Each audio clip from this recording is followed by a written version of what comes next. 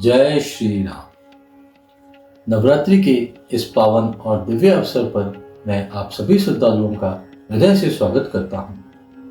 नवरात्रि केवल देवी माँ की उपासना का पर्व नहीं है, बल्कि यह शक्ति, भक्ति और धर्म के मार्ग पर चलने का संकल्प भी है। शास्त्रों में वर्णन मिलता है कि माँ दुर्गा ने अपनी अद्भुत शक्ति से महिषासुर जैसे अत्याचारी राक्षस का वध किया था। उसी दिव्य शक्ति का संचार भगवान श्री राम में भी हुआ, जिसने उन्हें रावण जैसे अहंकारी असुर पर विजय दिलाई। इसलिए शारदीय नवरात्रि में रामायण का पाठ विशेष महत्व रखता है, क्योंकि रामायण केवल एक कथा नहीं बल्कि जीवन का आदर्श मार्गदर्शन है। यह हमें सिखाती है कि जब हम भक्ति, धर्म और शक्ति का संगम करते हैं, तब असत्य पर सत्य की, अन्याय पर न्याय की और अधर्म पर धर्म की विजय निश्चित होती है। नवरात्रि में रामायण सुनने और पढ़ने से हृदय शुद्ध होता है, मन में साहस जागता है और देवी देवताओं की कृपा दृष्टि सहज ही प्राप्त होती है। इसी भाव को ध्यान में रखते हुए मैं इस नवरात्रि पर आपके लिए रामायण कथा का संक्षिप्त और भावपूर्ण रूप लेकर आया हूँ, ताकि कम समय में भी आप सभी पर प्रभु श्री राम और माँ जगदम्बे दोनों की कृपा प्राप्त कर सकें। और कथा के अंत में आपको एक विशेष उपाय भी बताऊंगा, जो आपके जीवन की कठिनाइयों को दूर करने और समस्याओं के समाधान में सहायक होगा। इसलिए कथा को अंत तक अवश्य सुनें और बताए गए उपाय को अपनाकर इस नवरात्रि को सफल और मंगलमय बनाएं। तो आइए हृदय में राम नाम का स्मरण करते हुए हम आरंभ करते हैं पहले दिन की कथा बालकांड से। सर्वप्रथम हम भगवान श्री राम, माता सीता और हनुमान जी को हृदय से प्रणाम करते हैं। हे प्रभु, हमारे मन और हृदय को पवित्र करें और हमें कथा सुनने और समझने की शक्ति प्रदान करें। अब हम एक सुंदर चौपाई के साथ प्रभु को नमन करते हैं।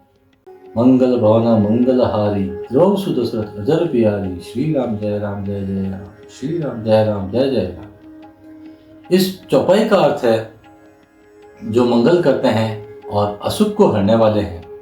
हम मुनि महाराज दशरथ के सुपुत्र श्री राम को नमन करते हैं।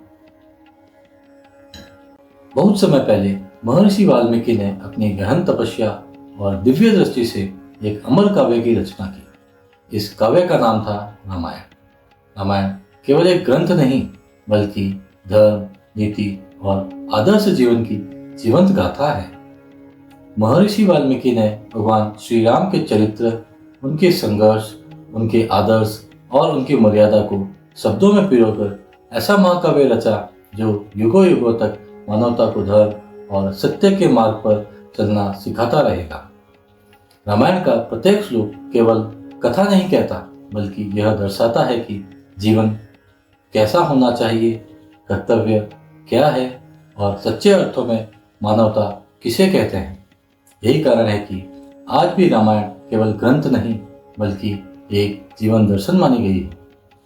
आइए अब हम कथा आरंभ करें और भगवान राम के आदर्श जीवन से शिक्षा प्राप्त कर उसे जीवन में उतारें।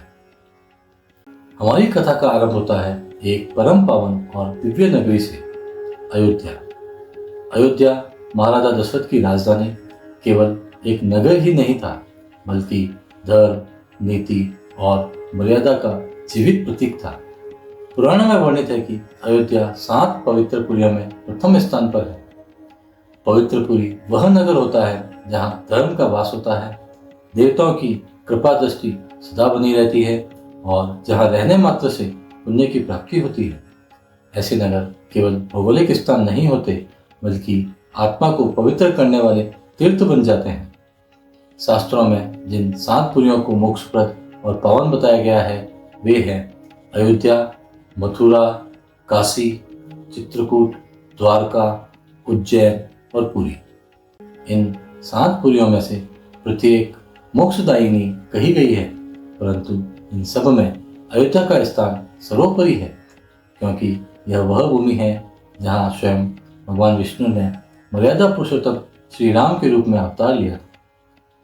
यही वह पावन नगरी है जहाँ से हमारी आज की कथा का दिव्य प्रवाह प्रारंभ होता है। अयोध्या के महाराजा दशरथ बड़े ही पराक्रमी, धर्मनिष्ठ और प्रजावत्सल थे। उनकी 3 रानियां थीं, महारानी कौशल्या, केकई और सुमित्रा। राज्य में वैभव था, धन धान्य की कोई कमी न थी, प्रजा सुखी थी और चारों ओर समृद्धि का प्रकाश फैला था। किंतु इस अपार वैभव के बीच भी एक गहरा सन्नाटा महल को घेर लेता था। राजमहल के प्रांगण में खिलखिलाती बच्चों की किलकारियां नहीं गूंजती थी। रानियों की आंखों में अधूरी ममता की नमी झलकती थी और राजा दशरथ का हृदय इस पीड़ा से हर पल व्याकुल रहता था। उनका मन संतान सुख की अभिलाषा में डूबा रहता और यही वेदना उनकी आंखों से झलककर पूरे वातावरण को बोझिल बना देती थी। इस व्यवस्था को गोस्वामी तुलसीदास जी ने अत्यंत सुंदर शब्दों में व्यक्त किया है। वयो नृपहि अति मोहु निज निज सुख सबहि सुहाहु। अर्थात राजा दशरथ संतान सुख की तीव्र लालसा में मोह और चिंता से गिर गए। उनका हृदय व्याकुल था, परंतु समय ऐसा था कि प्रत्येक व्यक्ति अपने अपने सुख और स्वार्थ में ही लीन था। यही वह गहन दुख और अधूरी चाहत थी जिसने दशरथ को प्रभु के शरणागति मार्ग की ओर अग्रसर किया, और यही संतान की लालसा आगे चलकर स्वयं भगवान श्री राम के दिव्य अवतार का कारण बनी। संतान प्राप्ति की लालसा में राजा दशरथ ने गुरु वशिष्ठ की आज्ञा मानकर महर्षि ऋष्यशृंग के आश्रम का रुख किया। वहां वे पूर्ण समर्पण और निष्कलुष भाव से पहुंचे, क्योंकि यही उनकी तपस्या और पवित्रता का प्रतीक था। महर्षि ऋष्यशृंग प्रसन्न हुए और पुत्रेष्टि यज्ञ का आयोजन कराया। यज्ञ की पूर्णाहुति के क्षण अग्निदेव स्वयं प्रकट हुए और अपने कर कमलों में एक दिव्य पात्र लिए खड़े थे। उस पात्र में अमृत तुल्य खीर सुशोभित हो रही थी। अग्निदेव ने कहा, राजन, यह केवल खीर नहीं बल्कि स्वयं ईश्वर का आशीर्वाद है। इसे अपनी रानियों को वितरित करो, इससे तुम्हें दिव्य संतान प्राप्त होगी। राजा दशरथ ने अत्यंत श्रद्धा और भाव से वह अमृतमयी खीर तीनों रानियों कौशल्या, केकई और सुमित्रा को प्रदान की। वह खीर केवल आहार नहीं थी बल्कि प्रभु के अवतरण का शुभ संकेत थी, धर्म की पुनः स्थापना और अधर्म के विनाश का वचन थी। समय बीतता गया और चैत्र मास की नवमी तिथि का पावन क्षण आया। उस दिन महारानी कौशल्या ने परम तेजस्वी भगवान राम को जन्म दिया। रानी केकई के आंगन में भरत का अवतरण हुआ और सुमित्रा माता के गर्भ से लक्ष्मण और शत्रुघ्न प्रकट हुए। चारों राजकुमारों के जन्म से पूरी अयोध्या नगरी आनंद से भर उठी। हर घर दीपों की ज्योति से जगमगा उठा। हर गली में मंगल गीत और बधाइयों की गूंज सुनाई देने लगी। ऐसा प्रतीत होता था मानो संपूर्ण अयोध्या प्रभु राम के नाम रस में डूब गई हो। देखिए, इस अद्भुत क्षण को गोस्वामी तुलसीदास जी ने कितनी सुंदरता से व्यक्त किया है। वही प्रकट कपाला दीन दयाला कौशल्या हितकारी हर्षित महतारी मुनि मनहारी अद्भुत रूप विचारी। अर्थात भगवान राम का प्राकट्य हुआ।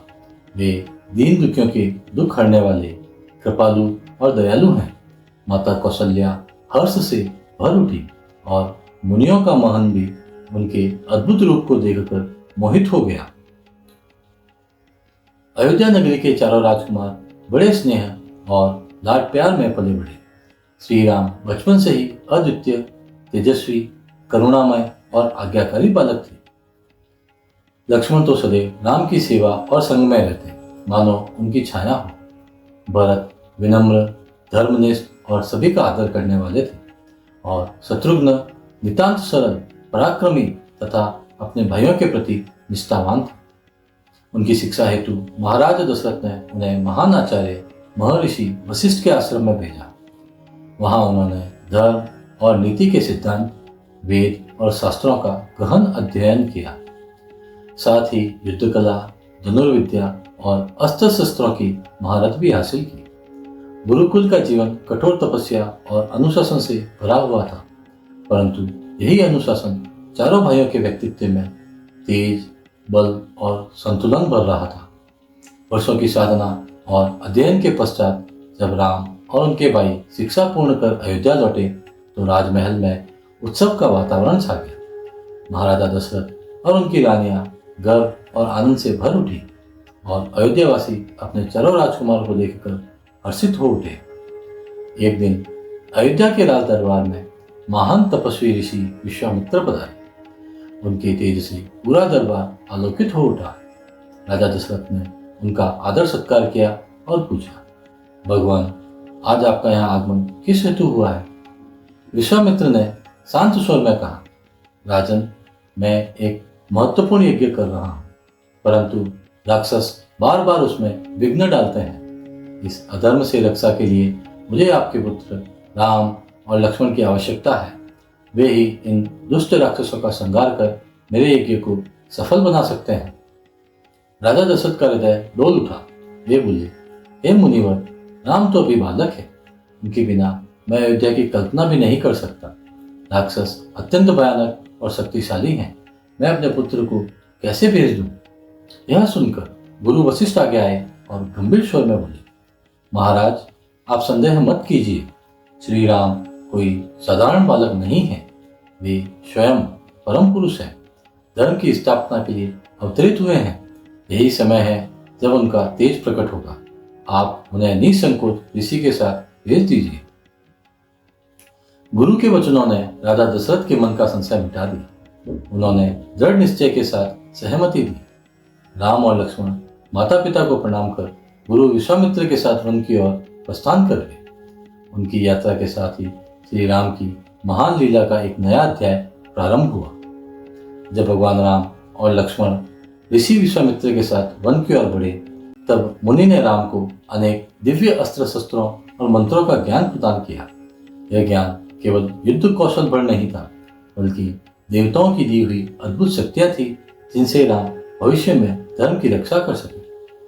वन में प्रवेश करते ही अचानक एक भयानक गर्जना हुई। यह गर्जना थी राक्षसी ताड़का की। इसका रूप अत्यंत विकराल और भयावह था। वह अनेक वर्षों से उस क्षेत्र के ऋषियों और तपस्वियों को आतंकित कर रही थी। उसका स्वरूप इतना भयानक था कि सामान्य मनुष्य उसे देखकर ही भय से कांप उठता था। ऋषि विश्वामित्र ने श्री राम को कहा, हे राम, यह वन कभी शांत और पवित्र था, परंतु यहाँ एक राक्षसी ताड़का निवास करती है। यही दुष्टा मुनियों के यज्ञों और तप को बार बार नष्ट करती रही है। धर्म की स्थापना के लिए इसका संहार आवश्यक है, क्योंकि जब तक यह जीवित रहेगी, कोई साधु संत यहाँ जीवित नहीं रहेगा। राम ने पहले क्षण में संकोच किया और बोले, मुनिवर, यह तो नारी है, किसी स्त्री का वध करना उचित नहीं है। तब विश्वामित्र ने गंभीर स्वर में कहा, राम, यह केवल स्त्री नहीं बल्कि राक्षसी है, जिसने धर्म का नाश किया है। अधर्म का नाश करना ही धर्म की रक्षा है। ऋषि के वचन सुनकर राम ने अपने धनुष पर बाण चढ़ाया और एक ही प्रहार में ताड़का का वध कर दिया। देवताओं ने प्रसन्न होकर पुष्पवृष्टि की और कहा, जय श्री राम, आपने आज प्रथम बार अधर्म का नाश कर धर्म की स्थापना की है। इसके बाद राम और लक्ष्मण विश्वामित्र जी के साथ आश्रम पहुंचे। वहां यज्ञ का आरंभ हुआ। जैसे ही यज्ञ की आहुतियां दी जाने लगी, राक्षस दल आक्रमण करने लगे। मारीच को राम ने मानस बाण से दूर समुद्र में फेंक दिया। सुबाहु और उसके अन्य राक्षस साथी राम के अग्नि बाणों से भस्म हो गए। इस प्रकार यज्ञ बिना किसी विघ्न के पूर्ण हुआ और सभी ऋषि अत्यंत प्रसन्न हुए। राम, लक्ष्मण और विश्वामित्र जी जब मिथिला की ओर बढ़े तो मार्ग में उन्हें एक ऐसा स्थान मिला जहाँ वातावरण में एक अजीब सी निस्तब्धता थी। वहाँ किसी प्राचीन आश्रम के अवशेष दिखाई देते थे और उसके बीच एक बड़ी सी शिला रखी हुई थी। ऋषि विश्वामित्र ने राम और लक्ष्मण को बताया, हे राम, यह साधारण शिला नहीं है। यह महान ऋषि गौतम की पत्नी माता अहिल्या है। एक समय ऐसा आया जब उन्हें एक गंभीर श्राप मिला और वे पत्थर के रूप में यहाँ पड़ी रही। यह स्थान उनके तप और दुख का साक्षी है। अहिल्या एक अत्यंत पवित्र, पतिव्रता और तपस्विनी स्त्री थी, किंतु देवताओं की लीला और परिस्थितियों ने उन्हें साप भोगने के लिए विमर्श कर दिया। महर्षि गौतम ने कहा कि जब भगवान विष्णु के अवतार श्री राम उनके चरणों से इस शिला को स्पर्श करेंगे तभी उनका उद्धार होगा और वे पुनः अपने वास्तविक स्वरूप में लौटेंगे। जैसे ही भगवान श्री राम वहां पहुंचे, उन्होंने उस शिला को अपने पवित्र चरणों से स्पर्श किया। मानो पूरे वातावरण में एक दिव्य प्रकाश फैल गया। वह शिला अचानक कांप उठी और एक क्षण में अहिल्या अपने मूल स्वरूप में प्रकट हो गई। उनके मुख से आनंदाश्रु बह निकले। उन्होंने प्रभु के चरणों में सिर झुकाकर कहा, हे प्रभु, आपने मेरा उद्धार कर दिया। आपके चरण स्पर्श से आज मेरा जीवन धन्य हो गया। इस जन्म का समस्त कष्ट आपके दर्शन से समाप्त हो गया। गोस्वामी तुलसीदास जी ने इस अद्भुत क्षण को इन पंक्तियों में बांधा है। पर सतपद पावन शोक न सावन प्रगट भई तटपुंज सही, अर्थात राम के चरणों के स्पर्श से अहिल्या का शोक नष्ट हो गया और उनका तप पुनः उज्जवल हो उठा। इस प्रकार आज की कथा में हमने सुना राजा दशरथ का पुत्रेष्टि यज्ञ, भगवान श्री राम का दिव्य अवतार, राम और लक्ष्मण का ऋषि विश्वामित्र संग वनगमन और तारकावध और अहिल्या का उद्धार। कल की कथा में हम चलेंगे मिथिला नगरी, जहाँ माता सीता का स्वयंवर होगा और अद्भुत प्रसंग सामने आएगा। तो आइए इस पावन नवरात्रि में हम सब मिलकर राम नाम का जप करें, कथा का श्रवण करें और प्रभु श्री राम तथा माता अम्बे का आशीर्वाद प्राप्त करें। आपकी श्रद्धा और सहभागी इस कार्यक्रम की सच्ची सफलता है। अब आज का उपाय, घर में अन्न और धन के भंडार भरने के लिए। जैसे महाराज दशरथ ने पुत्रेष्टि यज्ञ करके प्रभु श्री राम के रूप में परम फल पाया, वैसे ही आप भी इस पावन दिन माता को एक नारियल अर्पित करें। फिर उस नारियल को अपने रसोई अथवा भंडार गृह में श्रद्धा से रख दें। इससे आपके घर में अन्न और धन की कभी कमी नहीं होगी और सदैव समृद्धि तथा सुख शांति का वास रहेगा। जय श्री राम।